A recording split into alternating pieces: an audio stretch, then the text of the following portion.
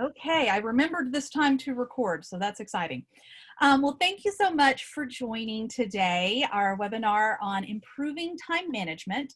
I will say that this is kind of like leadership in the sense that you will never, like, I have perfected this thing, right? I have perfected leadership. I've perfected time management. That will never happen. It's always going to be a pursuit to try to do it better. And I think that I have a lot of skills in this area, and I am always looking for new ways to try to improve my time management. And so I hope that this will provide you an opportunity to pick up a few little tips that will hopefully make your life a little bit more balanced, a little bit easier to help you manage all of your obligations. So to kind of give you an idea of how I kind of plan my life. So these are my planners. Yep. So I have a few, and this is what works for me. And we'll be talking about today about you kind of figuring out what works for you, because what works for me may not be the process that works for you, and everybody's got to figure it out. But the fundamentals are the same. So 168, does anybody know what's important about that number with respect to time?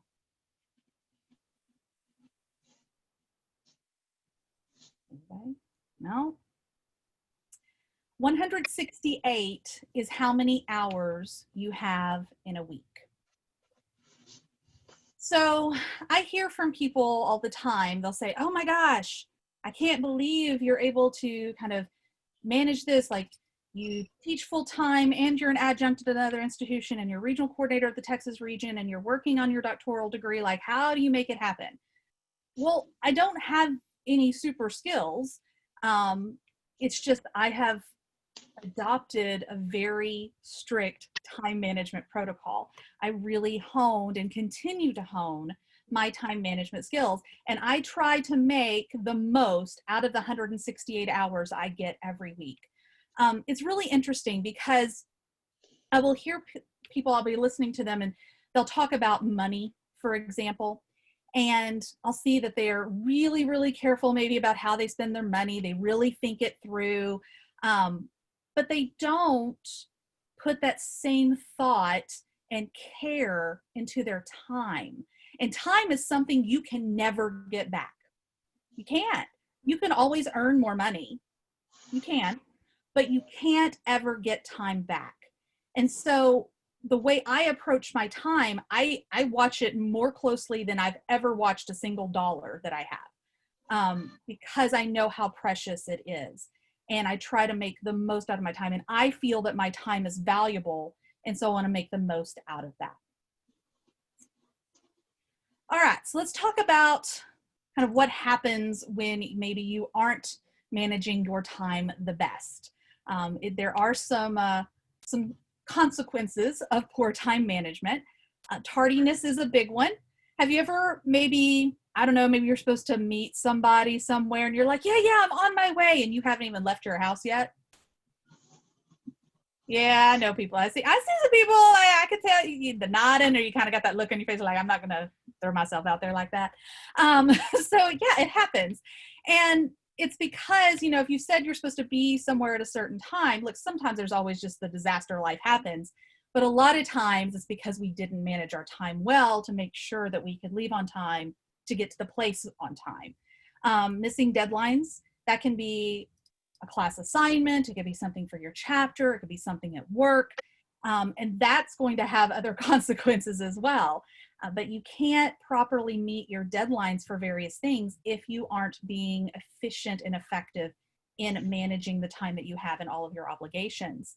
Another thing that I see is this kind of rushing all the time, where you're really, instead of planning things out and managing your time, you're really kind of handling crisis to crisis. And that's not a good way to be. If you're always kind of having to think and perform at a level 25 instead of maybe a level 7, you can only sustain that level 25 for so long. Something's going to give, and it'll often be your physical or mental health. And so it's really important that you try to implement time management so that you take some of that pressure off yourself, because you will have difficulty concentrating if you aren't managing your time well, because you're going to be thinking about the next crisis, the next fire, the next whatever it is, the thing that you've got to get done, instead of being able to focus on what's in front of you right now. It will have consequences on your behavior and how you feel. You're going to be very frustrated if you're not managing your time well. You're going to be very stressed. You will grow impatient with maybe yourself and others. And that impatience is never good. That can hurt relationships, be they at work or on various teams, a spouse, girlfriend, boyfriend, whatever it may be, or even just a friendship. That can really create some problems. You're also not giving your best performance.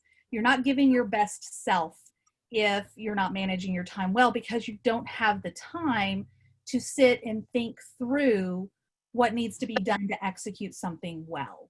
And so you're just going to kind of like halfway do it in order to get it done, instead of really thinking about the quality of what you're doing.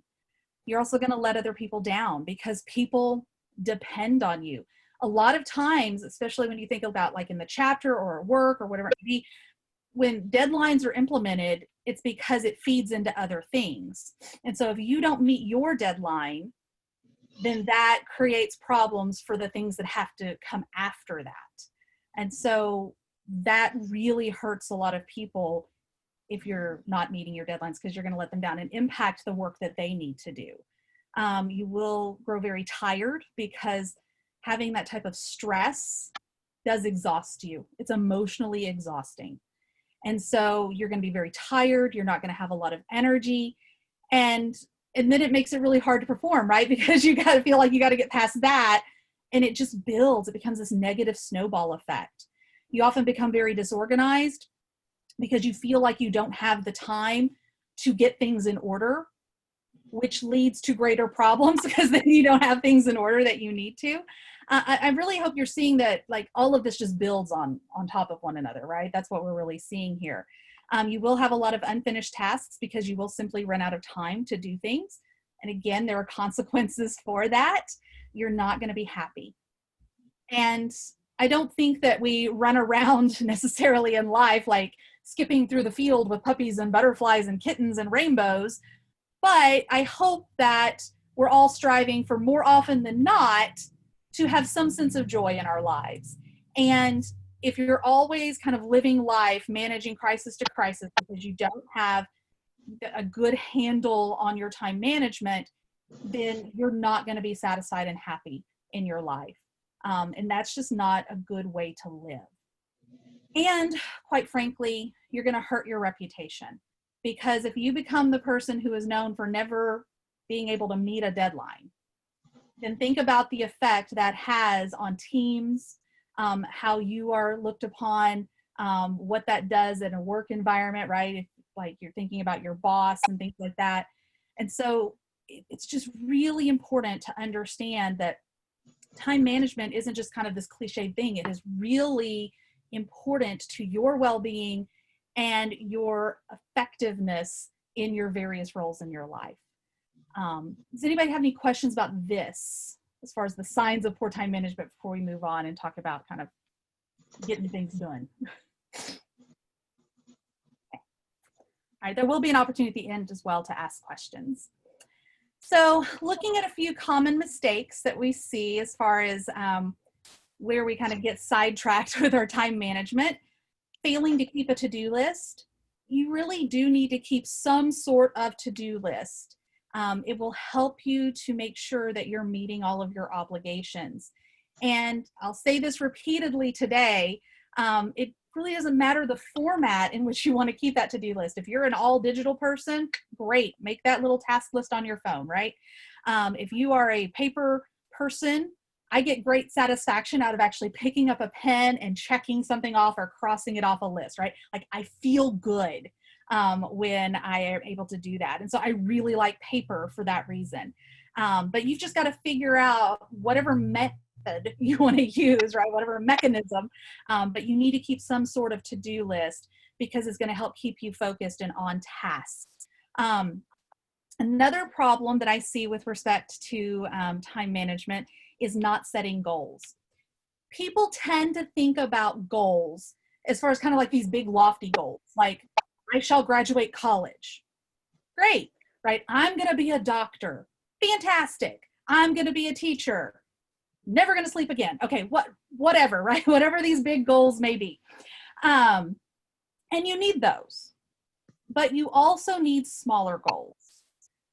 When I am thinking about my time, I always have, of course, I have large goals, but I have goals for a month, I have goals for a week, and I have goals for a day. And this isn't necessarily something that I sit down and write out like, this shall be my goal. I don't do that. But I know, like I've set them in my mind. And so I know what I'm trying to reach for in a day's time, in a week's time, in a month's time. And so as I am working on my planning and time management, I am always aware of these goals that I have set so that I allow the time to do the things I need to meet those goals. And so you have to think about those types of goals as well. And sometimes a goal for a day may just be that, like, I'm going to finally sit down and send the 3 emails that I've been needing to send. That could be a goal. That's fine, because you know that's your day's task, right? You've got to get this done. And sometimes they're going to be a little bit bigger and more complicated, but you've got to figure out what those goals are on those various timelines so that you can then work towards them. Because if you don't have a goal set, what are you managing? Like, you don't know where you're trying to go, right? You got to have a direction. And so those goals are really important. Prioritization is another big pitfall. I see that people fail to prioritize. Not all tasks or responsibilities or obligations are created equal.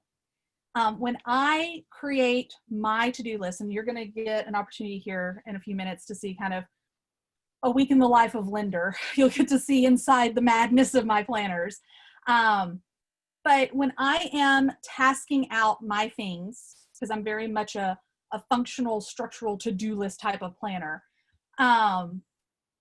when I am doing that, I know in a given day, these are the 3 things, right, that have to be done. These are the things that I hope I can get done. And then these are the things that, great, if I get it done today or not, whatever, I'll just move it to another day. It's no big deal, right? I know those things about what I have put into my planners, so that I can make sure I'm hitting those important tasks first and then moving down to the next tier, to the next tier, to the bottom. Because if you're just kind of going straight top to bottom, that's not necessarily going to get you where you need to go. And you might miss out on getting something done that really needed to be done. Managing distractions. Oh yeah, this is another big one.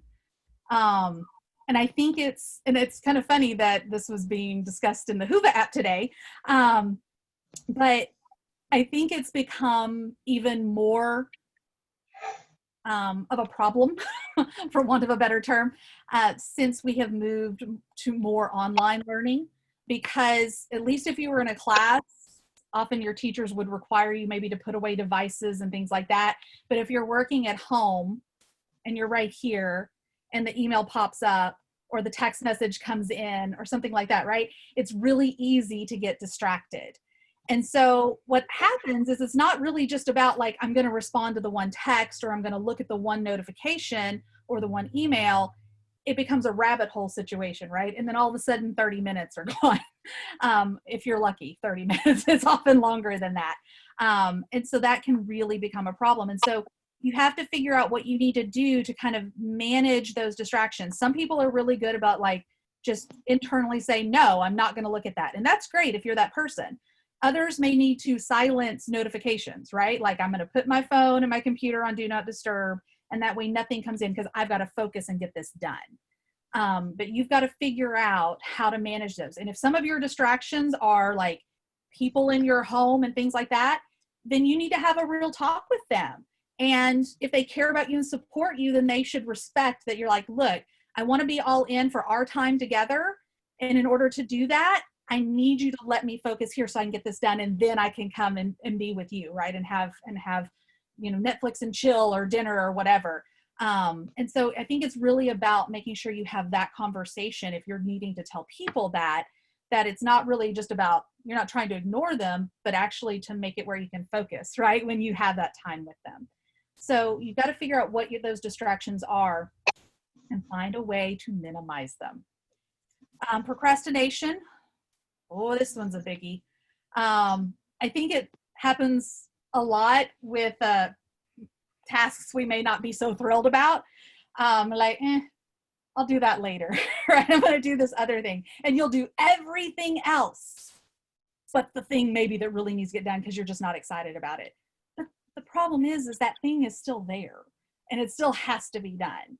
And then you, by putting it off, have created an environment where there's an emergency situation and it creates the stress, yada, yada, yada, that we talked about. And so you have to be very committed to managing your time and getting these things done. And you can't procrastinate them because, again, time is something you can't ever get back. And so like that, the world doesn't stop turning. You don't gain any time back. And so you've just really created more pressure on yourself. And then another big one that I see is not being realistic. And what I mean by this is not being realistic about the time it's going to take you to do certain things. Like I have heard, you know, back in the olden days when there were people on campus, I would walk through the Life Center or the library or whatever, and I'd hear students talking about kind of like their plan for their homework and what have you. And they'd be like, okay, so I've got this 6-page paper. I should be able to do that in about an hour. You're not going to be able to write a 6-page paper in an hour. If you can do the full research, write it, edit, ready to submit an hour, more power to you. But I really don't know many of those people. And so what happens though is because we kind of set the time that we would like a task to take rather than what it's actually going to take. And you can't budget your time wisely if you're not being realistic about the time it's going to take you to do something. And if it's a big project, you're probably going to have to chunk that out a little bit and do it in smaller pieces. If it's a project you don't like, maybe you want to chunk it out just so you can do it in smaller doses and still get done on time. But you've got to be realistic about the time that it's going to take to get these things done. So looking at the things you can do to make some improvements, and you're going to see a lot of it's building off of what we just saw in the mistakes. The first thing you have to do before you can even begin to approach time management is you have to know where your time is going. You have to do an audit of your time. So just like you bookkeep and do auditing, right, of money, you got to audit your time. You need to, for a week, have a very real audit of how you're spending your time. And don't do that fake stuff of like, oh, well, since I know I'm being audited, I'm going to be really good this week. Live your life as much to normal as you can. There's always that worry of like when you're observing something, is it really happening as it would, right? But you need to make a commitment to kind of live your life as you normally would and track it. You can track it in a journal or on a calendar, maybe a calendar app on a computer or your phone. There are also apps like Rescue Time is a really good one.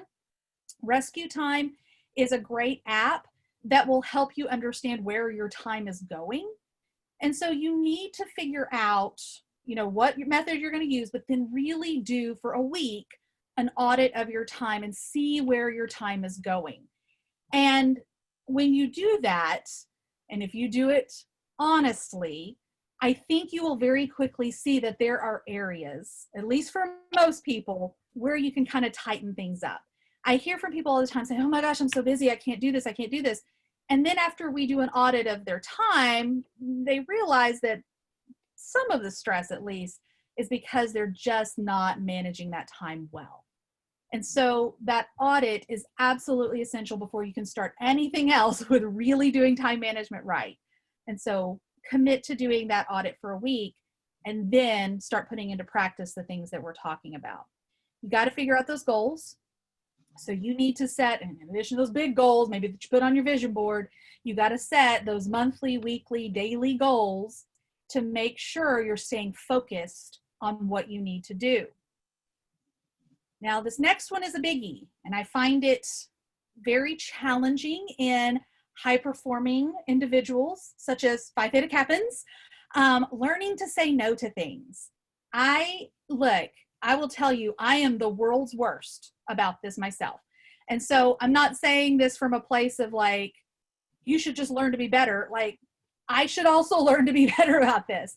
And I try to be better about it all the time. But I think that this will always be a struggle. But it's something you need to really be intentional about. And so when you're given an opportunity, you need to take a realistic look and say, can I take this on and get it done without killing myself, right? Okay. But if I can't, then maybe I need to reevaluate. And it's okay if sometimes you have more high pressure weeks than others. I'll tell you, conference week for me, I'm like at a level 50. It's what it is. But I know that it's just going to be for this week. And it's important to me and is a responsibility I knew that I would have when I took the role of regional coordinator. But every week is not like this. And so I try to manage the other things in my life so that conference week, I can for 1 week perform at this level and I'm okay. I may be stressful, but I'll be okay. I can get it done. But you can't live your whole life at a level 50. And so there are going to be times where you have to learn to say no to things. And I know it's hard because you want every opportunity. You don't want to disappoint people. And I think that one is probably the one that's the hardest because you feel if you say no to someone that you're letting them down. And I get it. But there are times where you, again, have to think about your balance and have that real look at your obligations and say, I want to do this, and I am so thankful that you asked me, but I just can't do this at this time. And sometimes it may be like, this is a bad week. Is this something maybe we can do next week or in 2 weeks? Like sometimes there might be a wiggle room in that, right? And so you can kind of talk that through. But if it's a very time sensitive thing, be like, I can't. And you have to forgive yourself for that. And I say forgive yourself, you really shouldn't have to anyway, because there's nothing wrong with saying no, but I know the guilt that people carry with that. You have to learn to be okay with sometimes saying no. Now that's not an opening to say no to everything, but it's about really being realistic with your balance. You have to organize. It's really important that you organize your materials, you organize your stuff, your time, all of it. Because I promise you, if you don't have some type of organization, I see this happen in my classes, again, in the olden days when we were, all together face to face. But I would see this in my classes and students would come in, say it's test day and all my tests are open notes. And I always would tell them before test day, use the week before a test to organize all of your materials because time goes very quickly, right? When you're trying to look stuff up and what have you. And so they'd have 75 minutes to take a test and they would come into the classroom and then they would spend 15 minutes looking for this one packet of information. And I'm like, if you had just taken the time over the last week to organize your materials, then you would be able to focus and perform right now the way you need to. And so that organization is really important because you waste time when you're having to look for things. So this is a really big point to emphasize when it comes to time management. Told you about that realistic time limit on your tasks. When you're saying, I'm going to allow myself this amount of time to do this thing, you got to be realistic. You're not going to be able to write the great American novel in a day. So you've got to make sure that you're really looking at what it's going to take to get something done. Also, don't abandon tasks. I see this happen a lot. People will start something and then they walk away from it and you've still got to come back and get that thing done. Now, if you planned to chunk things out, it's okay, you've got a plan. But if you just kind of stop because maybe your friend called you up and said, hey, let's go to dinner. So you just stop in the middle of this report you got to write. It's really hard to come back and pick that thing up because you've lost a train of thought. And so getting back into the mindset where you were, what have you, that can be really challenging and it's eating up time. And it may not seem like this is a big deal, but 5 minutes here and 10 minutes there, that adds up to some real time. that you're losing. And so don't just abandon tasks willy-nilly. Just plan for those things where you want to take a break. If your friend's like, let's go to dinner, like, great, I can go in an hour. Like, you've got to make sure that you're staying committed. And you have to focus. When you have set times and deadlines and things like that, and you have tasks, you got to focus on getting those things done. When I am sitting at my desk, I have my main planners. My two main planners I have are my regional planner, and then I have just like a main planner. It's a catch-all. Those are open on either side of me all day long, every single day when I'm sitting here working, because I have laid out what needs to be done, and I get this thing done. I look back to my list. What else do I need to do? Right before this webinar, when I needed to hop on here, I was looking through, is there anything I can get done right now? Because you shouldn't ever waste time waiting. I had 7 minutes or so. I could have very easily hopped onto social media. I could have decided to go watch a little bit of a show or watch a video on YouTube, whatever. But I was like, well, there's this email I need to send out to the leadership team. I've got 7 minutes. I can get that done before I need to hop onto this webinar. Don't waste time waiting. If you know something's coming up, but you've got just a little bit of time, knock that thing out. Find that task on your list that you know you can knock out in that amount of time. Or if you're waiting on information from somebody, don't just be like, well, I can't get the PowerPoint done for general session 1 because I'm still waiting on pictures to come in for roll call. That's not what's going to happen. Like, I start building what I can. I leave the slides blank where I might be getting some more information, and I'll drop them in as I get them. That's what you got to do. Don't waste time waiting on things. Work on the things that you can work on. You also need to find your most productive time. And this is going to be different for everybody. Some people are morning people. I am not that person. I have never been that person. I am your late night, get it done person. I think in our chapter, that's why Dr. Molly and I work really well. She's a get up at 4:30 a.m., knock out the whole world by the time I'm like opening my eyeballs, right? And then I can handle the late night stuff. And so, you know, you got to figure out what is your most productive time and try to capitalize on that. And like I said, it's going to be different for everybody. But once you figure that out, then try to structure your schedule as best you can to optimize that productive time, right? So that you are doing the tasks that are maybe a little more intensive at your most productive times, because you're going to knock them out better and faster, right? Because that's your best time to work. And so you got to kind of figure that out for yourself.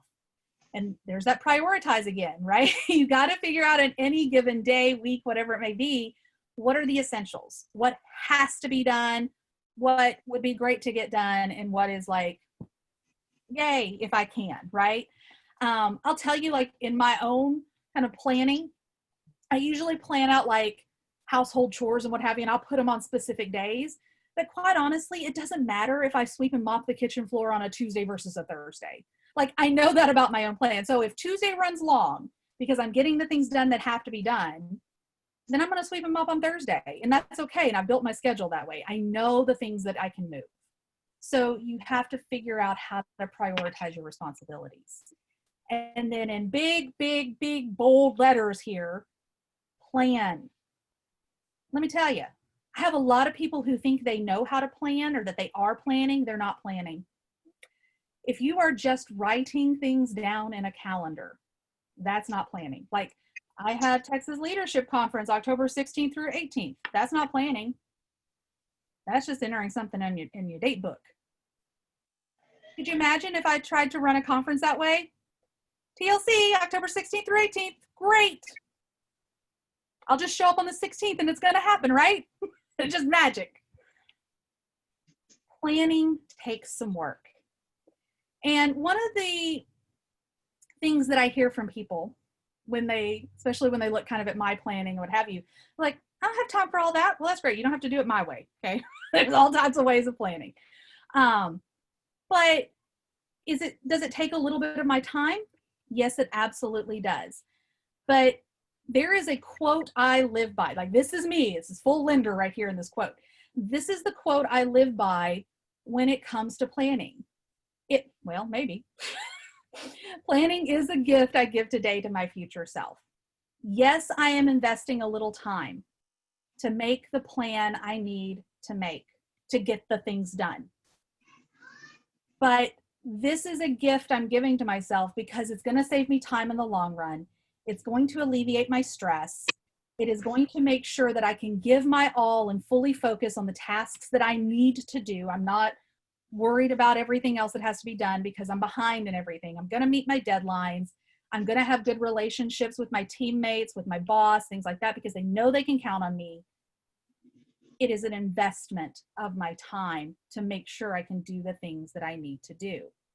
And so you have to approach the thought of planning in that way, that you are thinking about how to make life better for your future self by investing a little bit of time now. So looking at those planning essentials, again, we're back to goals. You see here, this keeps coming back up. There's a few things that I keep saying over and over again. There's a reason, because they're important and because I see that they're major pitfall areas. So I'm going to share a little bit about my process as I'm talking through these things. And again, like, the actual application of the process will be different for every person. Having this many planners is not going to work for everybody. But you have to figure out what works for you and then use the fundamentals, right? So when I sit down, because I plan a week at a time, it's the way I do it. And so I sit down on a given week and I have blank pages in my planner before me. And I'm like, okay, first thing I'm going to do is I am going to put in all my appointments, right? What meetings, whatever I got to get done, places I got to be digitally right now, but I got to be. I put those in first because then that tells me where my availability is, right? To make those to-do lists. Then I've got to figure out what is my goal for the week. My goal this week, make sure we have all the materials ready for TLC. Make sure people can get into things like Hoova, right? Make sure they can actually access it. Make sure we have PowerPoints. Make sure the speakers have. Okay, see what I'm saying? You got to figure out what those goals are. And then task that stuff out and prioritize it. As you're tasking out, I look at a week. I know what my goals are. Then I got to figure out where I have time based on like appointments and meetings and what have you, where I have time to do the things, and then I prioritize the things. What has to be done, what I'd like to be done, great if it does, right? You also have to divide up your larger tasks. Again, I can't just say, TLC, I can't just write that in my planner and it's going to happen. I have to think about what does it take to make a conference happen. And then I have to figure out what has to be done 3 months out.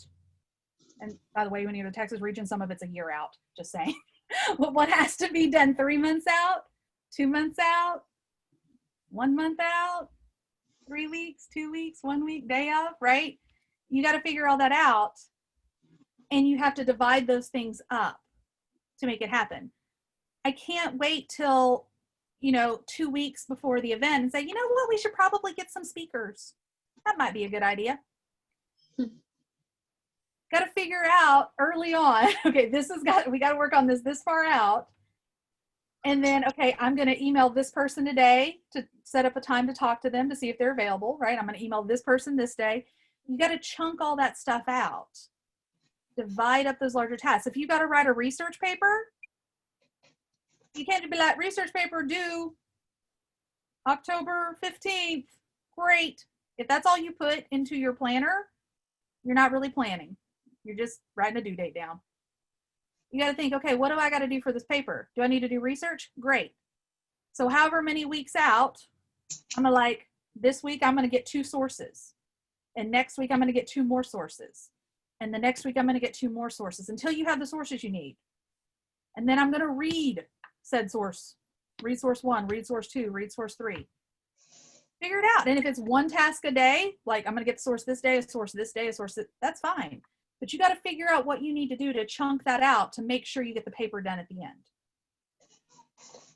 So you can't just think about like the thing that has to be produced. What does it take to produce the thing? And then put that into your plan. That's how you make it happen without it being the night before. And you're like, oh, I got to have 10 sources. Great.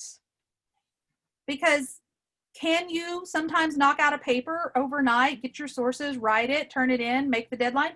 You can. But I promise you, you hate your life at that time. Because it's hair on fire, stress, oh my gosh, and it's not going to be your best work. So I know I'm belaboring the point, but it's a real problem that I see. I hear people all the time like, show me your planner.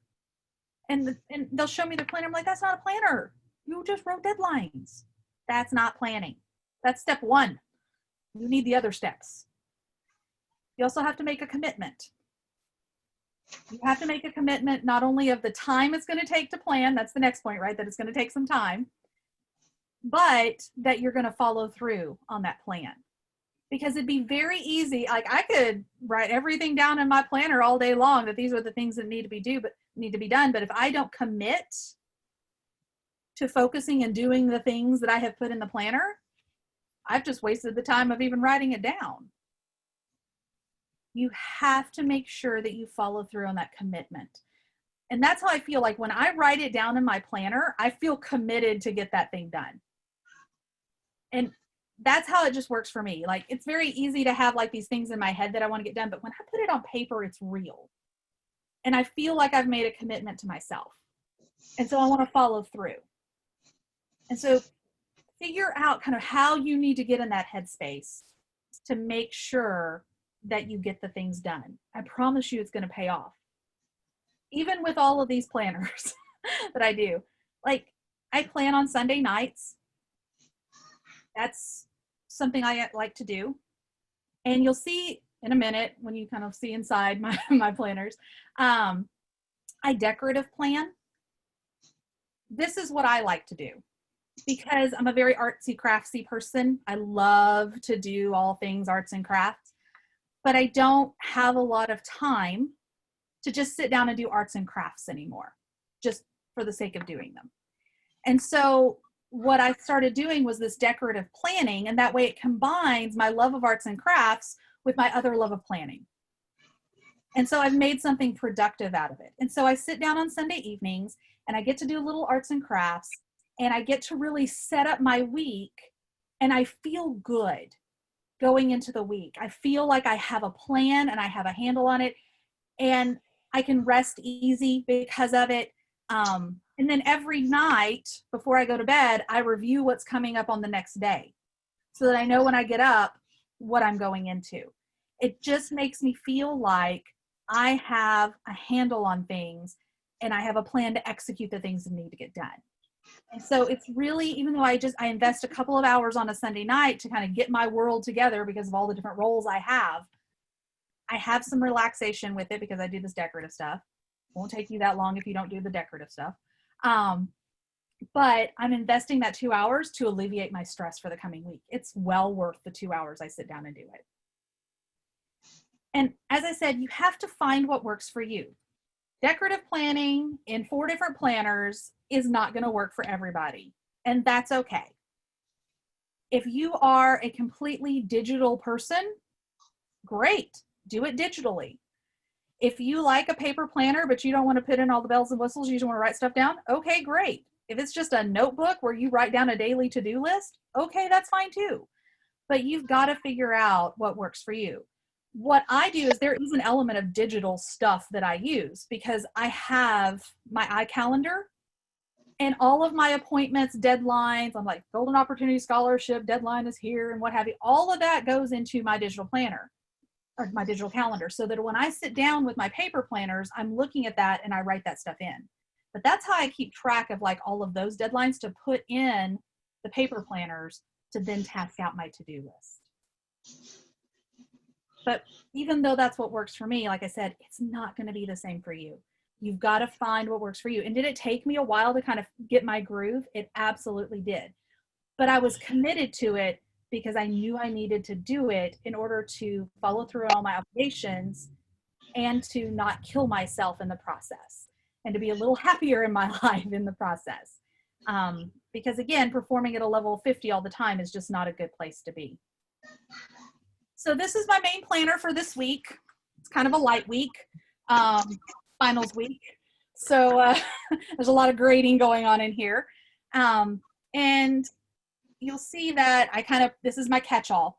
And so you'll see appointments in here. You see some fun stuff like I subscribe to BoxyCharm and FabFitFun. Like I put that stuff in there too. I don't want to miss those deadlines. So I put all that kind of stuff in there. But you'll see what I've done is I task out, right, the things that need to be done. So when you look on Monday, it's like grade discussion question 4 for that particular class. Grade discussion question 4 for that particular, right, the next class. Like I task out everything that has to be done because I can't just say, okay, grades are due. What the heck? I need a plan to get to that. And I don't have as much housekeeping stuff in this week because it's conference week and I'm realistic about that. I know I'm not going to be in my kitchen bleaching counters this week. It's just not going to happen.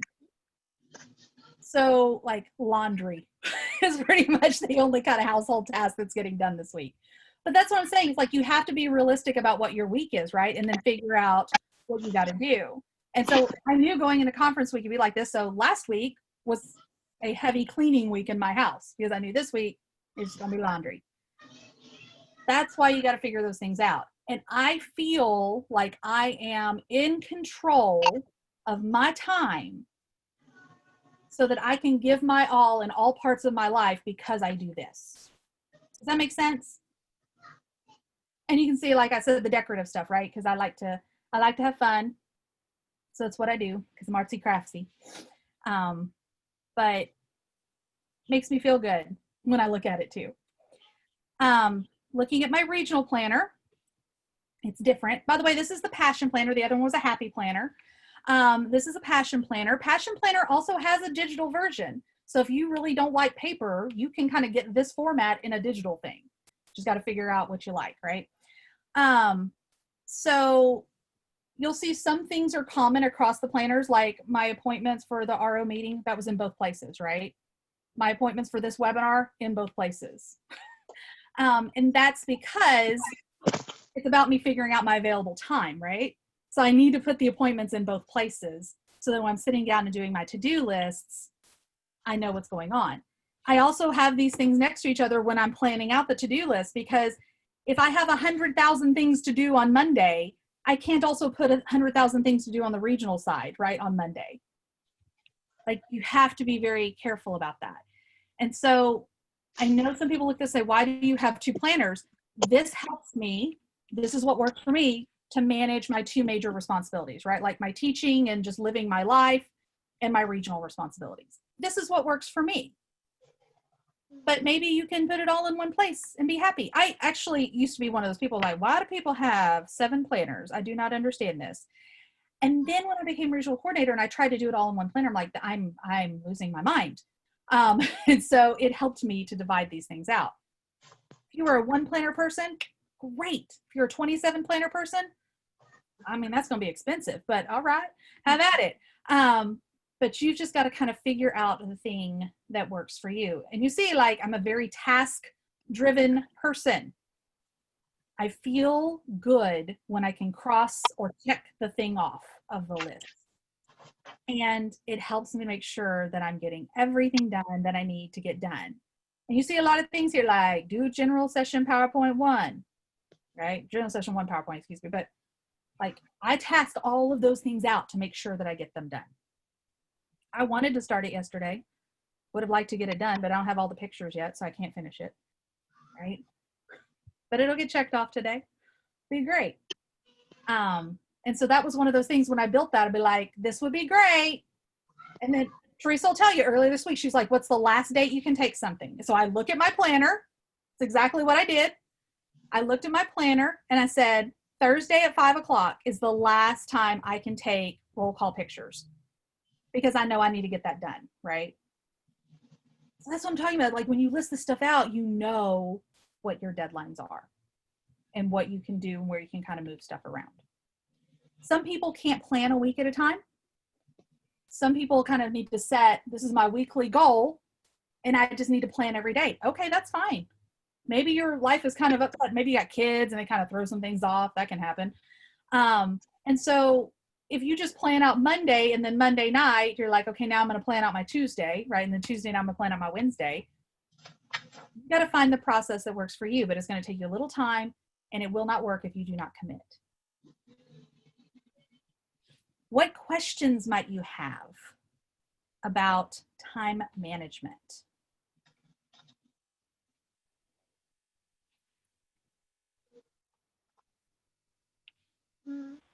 So I get asked this question all the time. Okay. But how do you juggle more than one thing without losing your mind? I get that question all the time.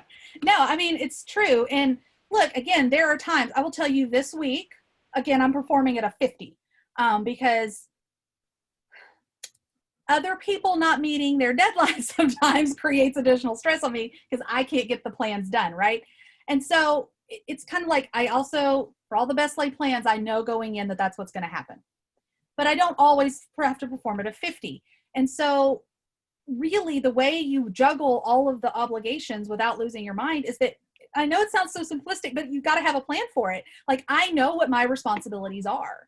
And so I am just very realistic about, like, these are the things that I have to get done in all of my work. Like, if I've got to get a chapter into my advisor on my dissertation, then that's like, I know that's got to be done, right? If I've got to get these things done for TLC, I know that's got to be done. If I've got to get finals graded because it's final, I know that's what's got to get done.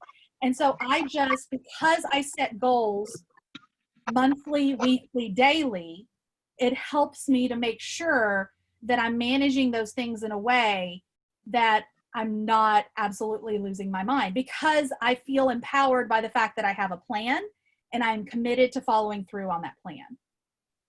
I will not go to bed until I get the top things that are the must-haves, must-dos today done.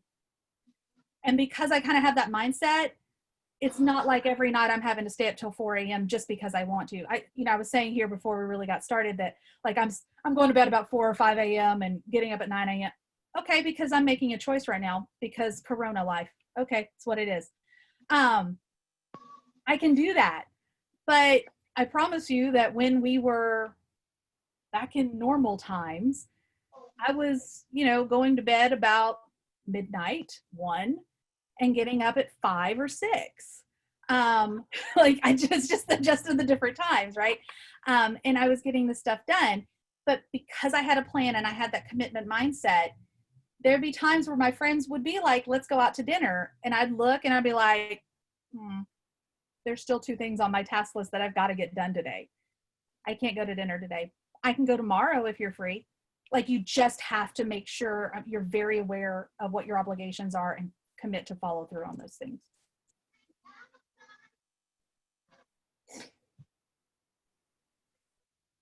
Any other questions? I think Bernadette had a question and I cut her off. Can you hear me? Mm-hmm. So what happens if, like, you get sick and then you're basically kind of incapacitated? Mm-hmm. It happens. It happened to me a few weeks ago.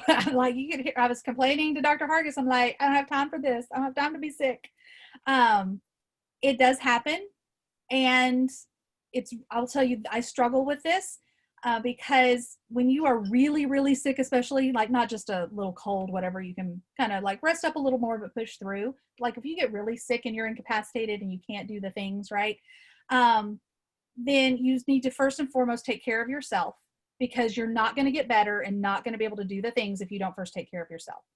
So you've got to do that first. But you communicate with people about where you are. So, like, if let's say that the regional officers were expecting something to, like, me to get something done for them, what have you, I'd be like, hey, everyone, I'm really sick. I can't get this thing done. I'll get it. I'm going to have to put it off for 2 days, or can someone help me, or can someone take this task? I'd really appreciate it. But it's really about being aware, taking care of yourself, and communicating with people you kind of owe things to, so that you can make a plan and aren't completely stressed out and focusing on that when you need to be taking care of yourself and getting better. if you're sick and stressed, your body's not going to recover.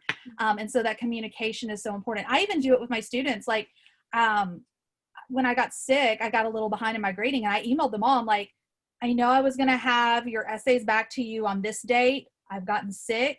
It's going to be a couple of extra days. Just wanted to give you a heads up. And I don't have any students who get upset when I just simply communicate. It's the silence that makes them like, she doesn't care about her grades, what have you. But if you're just like, I'm human and this has happened, I'm going to communicate it. Everybody's like, okay, feel better. Great. And so that's really the most important, is like, just kind of take stock of where you are, take care of yourself, and communicate with those you need to help you out. Let people help you. That's another thing I really struggle with. It's kind of like like not being able to say no to things. I like to be the go-to person. I want to be that person for everybody. But physically, I can't always be that person. And so there are times where you have to let people help you. And this is something I struggle with every single day. And it's not about, I will say, not for me, it's not about not trusting people, but it's, I want to be that person. And there, you have to let go of that sometimes. You have to let go of that control side. You have to be able to delegate. You have to be able to share. You have to let people help you. Don't be me. You see my chapter officers are like, mm-hmm. Hargis is like, mm-hmm. Well, I was gonna say, because I'm married, and whenever I reach out for help, and my husband doesn't do it right. And if anyone's married or has that significant other, you know, it's not necessarily that they don't do it right, they just didn't do it your way. And it's taken me a really long time to just let it go. Yeah. Now I'll just have him do stuff, and it's never what I would do, but hey, everyone's alive, they're all fed. Yeah, no, that's a really great point, because I am also that person, like, I want it kind of done this way, but when others are helping you, you have to have that real conversation with yourself before you get in there and try to take over or redo it or whatever, and say, did the job get done that needed to get done? Like, then okay, and I'm letting it go and I'm moving on with my life. And so that's a hard part in delegation and sharing those responsibilities, but you have to, for your own well-being. And also, others aren't going to be willing to help you if you constantly like belittle what they did and then redo what they did. They'll be like, I ain't helping you again. And so you don't want to do that. Neil's question is certainly a challenging situation, I know. And so I think that in this unique situation is that, again, you kind of have to be you have to have real talk with yourself. What is it that I want to do, and what can I actually do? And if you're having to stay up for 48 hours to do all the things, then it's time to say, I can't do all of the things. And you have to communicate that to, let's say if it's chapter thing, right, to your advisor, to your chapter mates, and say, look, I really want to do this, but I've got to sleep. You have to remember that it's my nighttime is your daytime, things like that, right? And so I think that you just have to really, really be real with yourself. Like, your schoolwork and your job, those things have to come first, right? That those are your first and foremost responsibilities. And then everything else has to filter in after that. And so it's taking real inventory, especially with the time difference you've got, of what can I do and still take care of myself, and then communicate those things.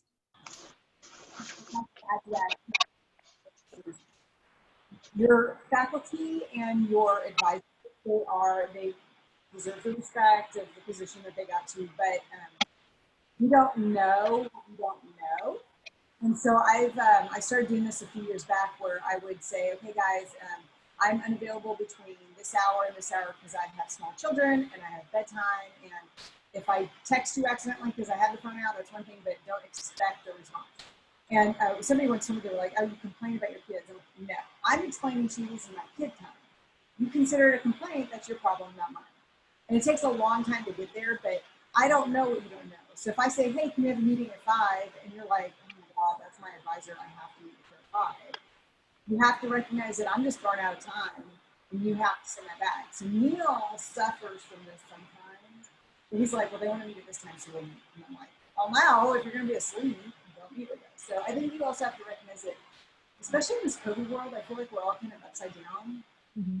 And I think it's perfectly acceptable to say, hey, I do online classes only and I study better during this time, so can we meet now instead of where Yeah, absolutely. I think again, yeah, you just communicate that.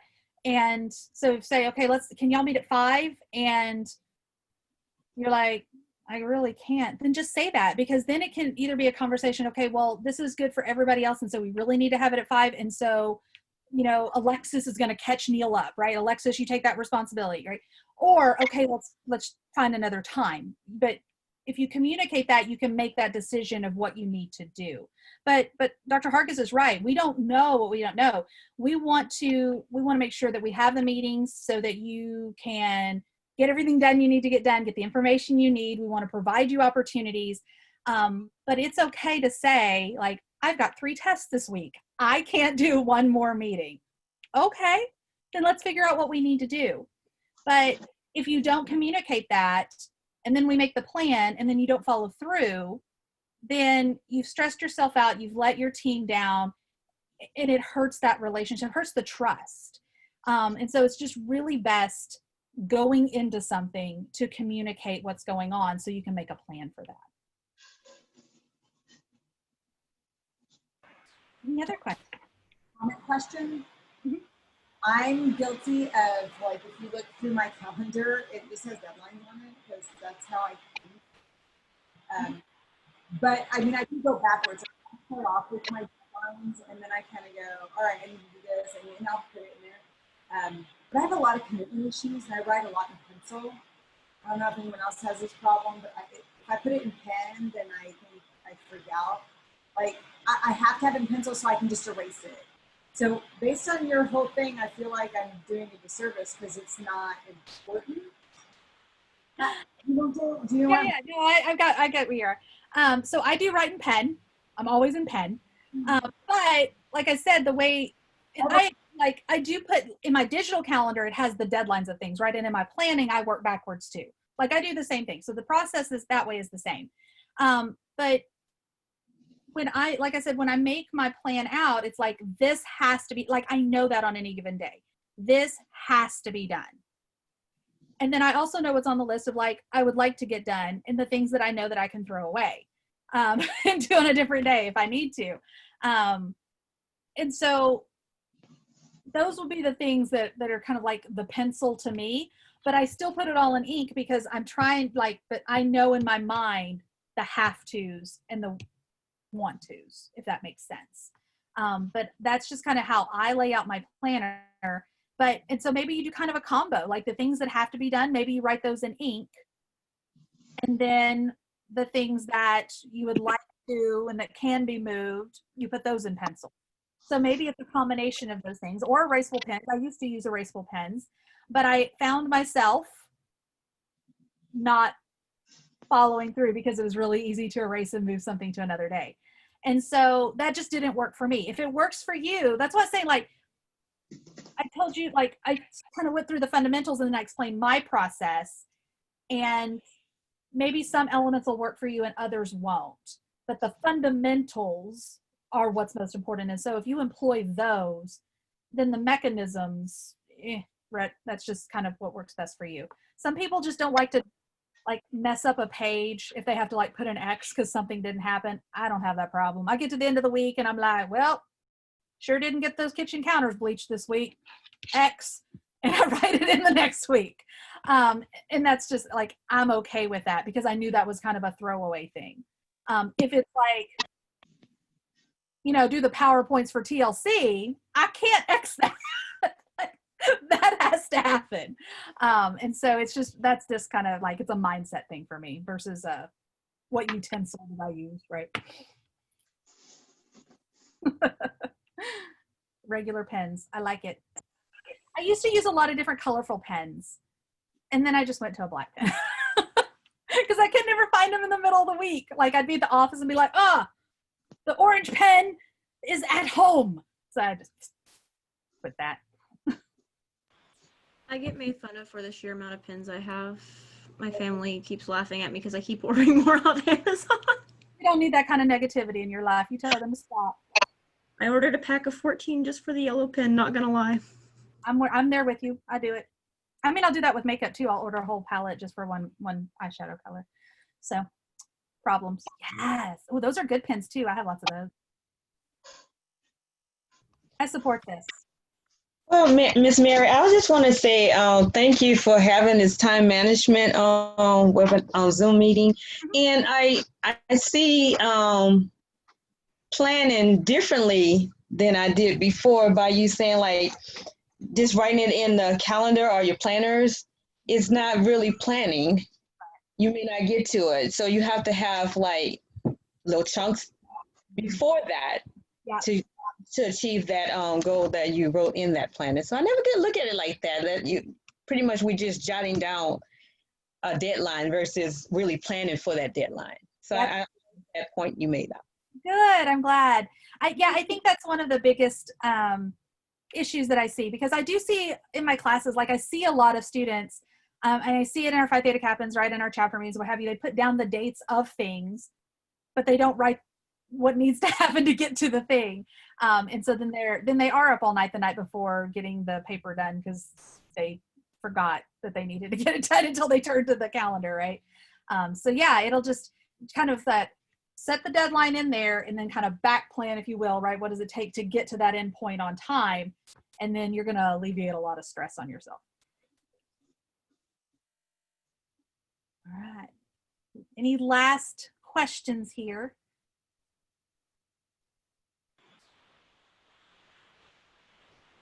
No?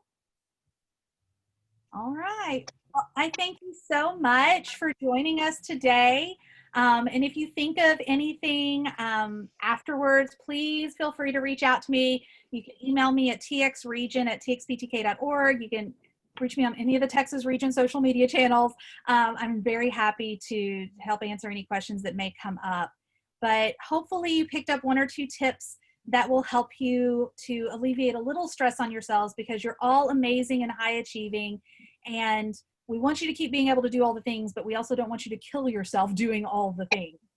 So thank you again for making the time to be here today. I really do appreciate it. Thank you so much.